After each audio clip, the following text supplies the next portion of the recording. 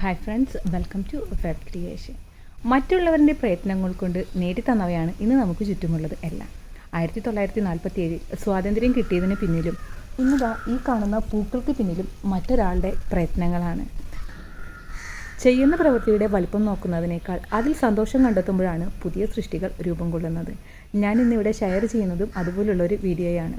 വളർന്നു വരുന്ന ചെടികളെ സ്നേഹിക്കുന്ന, തൻ്റേതായ പ്രയത്നം കൊണ്ട് എന്തെങ്കിലും ചെയ്യാൻ ആഗ്രഹിക്കുന്നവർക്ക് വേണ്ടി അവർക്ക് സഹായകമാകുന്ന ഒരു വീഡിയോ ആണ് നമ്മൾ ഇന്ന് നിങ്ങളുമായിട്ട് ഷെയർ ചെയ്യുന്നത്. നിങ്ങൾക്കും എങ്ങനെ പുതിയൊരു വാട്ടർ ലില്ലി ഹൈബ്രിഡ് ചെയ്യാം എന്നുള്ളതാണ് നമ്മുടെ ഇന്നത്തെ വീഡിയോ. ഈ കാണുന്ന ഈ പൂക്കളല്ലാതും എൻ്റെ വളരെ നാളത്തെ അധ്വാനത്തിൻ്റെ ഫലമായിട്ട് ഞാൻ ഉണ്ടാക്കിയെടുത്തിട്ടുള്ള പുതിയ ഹൈബ്രിഡുകളാണ്. ഇതുപോലെ നിങ്ങൾക്കും വളരെ മനോഹരമായിട്ടുള്ള ഹൈബ്രിഡുകൾ ഉണ്ടാക്കുവാനായിട്ട് സഹായിക്കുന്നതാണ് നമ്മുടെ ഇന്നത്തെ വീഡിയോ. അപ്പോൾ നമുക്ക് നമ്മുടെ ഇന്നത്തെ വീഡിയോയിലോട്ട് പോകാം. വീഡിയോയിലോട്ട് പോകുന്നതിന് മുമ്പായിട്ട് നമ്മുടെ ചാനൽ ആദ്യമായിട്ടാണ് കാണുന്നതെങ്കിൽ ചാനൽ ഒന്ന് സബ്സ്ക്രൈബ് ചെയ്യുക. തൊട്ടപ്പുറത്ത് കാണുന്ന ബെൽ ബട്ടനും കൂടി ഒന്ന് എനേബിൾ ആക്കി വയ്ക്കുക.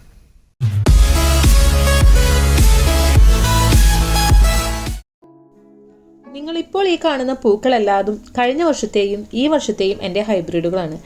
ആദ്യ പ്രാവശ്യം ചെയ്യുമ്പോൾ തന്നെ നമുക്ക് ഭംഗിയുള്ള പൂക്കളോ പെറ്റൽസ് കൂടുതലുള്ള പൂക്കളോ ലഭിക്കണമെന്നില്ല. ആദ്യത്തെ തവണ സിംഗിൾ പെറ്റൽ പോലുള്ള വെറൈറ്റികളാകും ലഭിക്കുക. എന്നാലും പ്രതിസന്ധികളെ നേരിട്ടവരെ ഇതുവരെ വിജയിച്ചിട്ടുള്ളൂ. പരിശ്രമങ്ങൾ പരാജയപ്പെട്ടേക്കാം, അവിടെ നാം തോറ്റുപോയെന്ന് ഒരിക്കലും കരുതരുത്. അതുപോലെ തന്നെ പരിശ്രമിക്കുന്ന കാര്യങ്ങളിൽ നിന്നും പിന്നോട്ട് പോകുകയും അരുത്. ഇന്നത്തെ നമ്മുടെ പരാജയങ്ങളാണ് നാളത്തെ നമ്മുടെ വിജയം.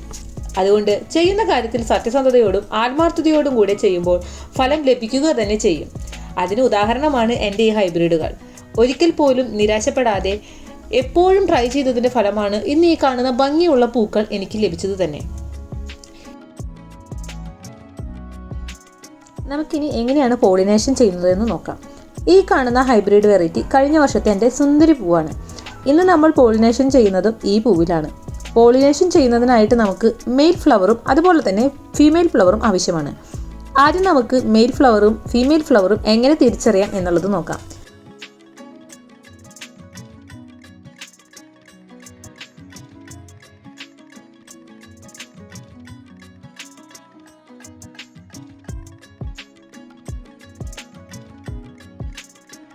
പോളിനേഷൻ ചെയ്യുമ്പോൾ ഫീമെയിൽ ഫ്ലവർ ആയിരിക്കും മാതാവ്.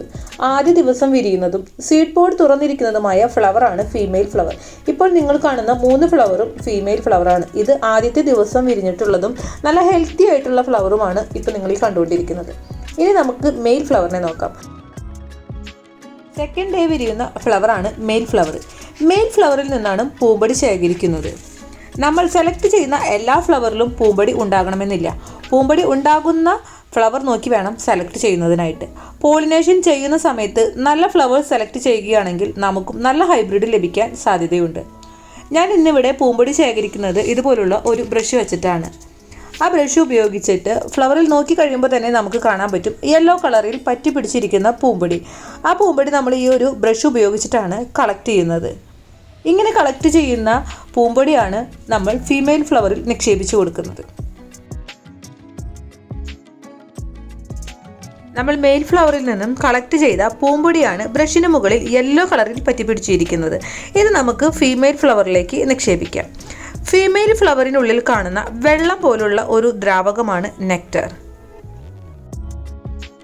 അതിലോട്ടാണ് നമ്മൾ ശേഖരിച്ച പൂമ്പൊടി അപ്ലൈ ചെയ്തു കൊടുക്കേണ്ടത്.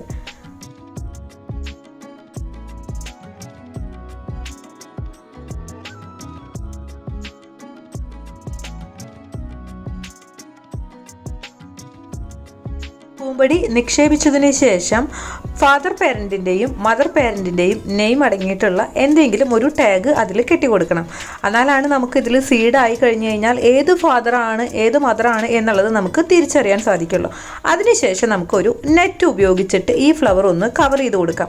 അതെന്തിനാണെന്ന് വെച്ചാൽ അടുത്തുള്ള നമ്മുടെ തുമ്പികളോ തേനീച്ചകളോ എന്തെങ്കിലും വന്നിരുന്നിട്ട് പോളിനേഷൻ ചെയ്യാതിരിക്കാൻ വേണ്ടിയിട്ടാണ്, നാച്ചുറലായിട്ടുള്ള പരാഗണം നടക്കാതിരിക്കാൻ വേണ്ടിയിട്ടാണ് നമ്മൾ ഈ ഫ്ലവർ ഒന്ന് കവർ ചെയ്ത് കൊടുക്കുന്നത്. ഇതുപോലെ നെറ്റ് പോലുള്ള എന്തെങ്കിലും കവർ ഉപയോഗിച്ച് വേണം നമ്മൾ കവർ ചെയ്യുന്നതിനായിട്ട്.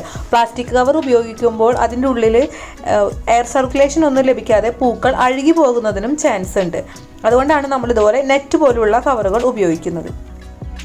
പോളിനേഷൻ കഴിഞ്ഞ് 1 മണിക്കൂറിന് ശേഷം നമ്മൾ നോക്കുകയാണെങ്കിൽ നമ്മുടെ പോളിനേഷൻ സക്സസ് ആണെന്നുണ്ടെങ്കിൽ നമ്മുടെ ഫ്ലവർ ചുങ്ങിയിട്ടുണ്ടാവും, ഇതുപോലെ അടഞ്ഞിരിക്കുന്നുണ്ടാവും ഫ്ലവർ. ഇങ്ങനെ കാണുകയാണെങ്കിൽ പോളിനേഷൻ ഇതുപോലെ സക്സസ്ഫുൾ ആയിട്ട് നമ്മുടെ പോളിനേഷൻ കംപ്ലീറ്റ് ആകുകയാണെങ്കിൽ ഒരു 20-21 ദിവസം മെച്ചുവേർഡ് ആയിട്ടുള്ളതിന് ശേഷം മാത്രമാണ് നമുക്ക് ഇതിൽ നിന്നും സീഡുകൾ ലഭിക്കുക.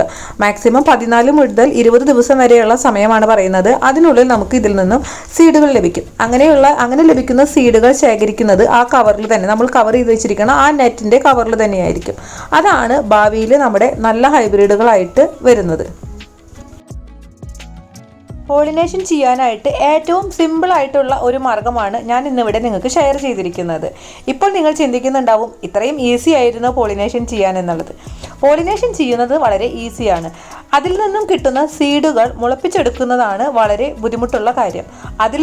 ആ മുളച്ച സീഡിൽ നിന്നാണ് നമുക്ക് വളരെ മനോഹരമായിട്ടുള്ള വലിയ പൂക്കളും നല്ല പെറ്റൽസോട് കൂടിയിട്ടുള്ള പൂക്കളും ലഭിക്കുന്നത്. അപ്പോൾ ഇതാണ് നമ്മുടെ ഇന്നത്തെ പോളിനേഷൻ വീഡിയോ. ബാക്കി സീഡ് മുളപ്പിക്കുന്ന വീഡിയോകളൊക്കെ ആയിട്ട് നമുക്ക് വേറൊരു വീഡിയോയിൽ കാണാം.